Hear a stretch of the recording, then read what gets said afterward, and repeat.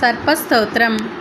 ब्रह्मलोके च ये सर्पाः शेषनागपुरोगमाः नमोऽस्तु तेभ्यः सुप्रीताः प्रसन्नाः सन्तु मे सदा।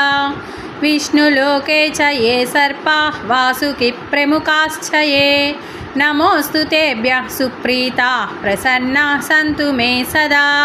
रुद्रलोके च ये सर्पास्तक्षकप्रमुखास्तदा नमोऽस्तु तेभ्यः सुप्रीताः प्रसन्नाः सन्तु मे सदा।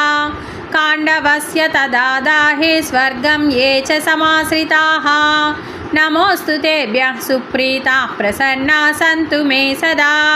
सर्पसत्रे च ये सर्पाः आस्तिकेन च रक्षिताः नमोऽस्तु तेभ्यः सुप्रीताः प्रसन्नाः सन्तु मे सदा।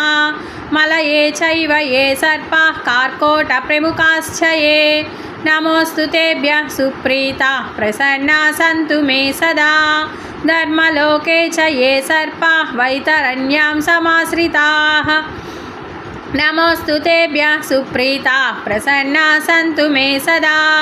समुद्रे चैव ये सर्पाः पाताले चैव संस्थिताः नमोऽस्तु तेभ्यः सुप्रीताः प्रसन्नाः सन्तु मे सदा।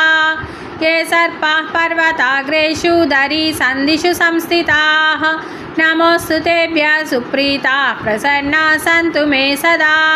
ग्रामे वा यदि वारण्ये ये सर्पाः प्रचरन्ति नमोऽस्तु तेभ्यः सुप्रीताः प्रसन्नाः सन्तु मे सदा।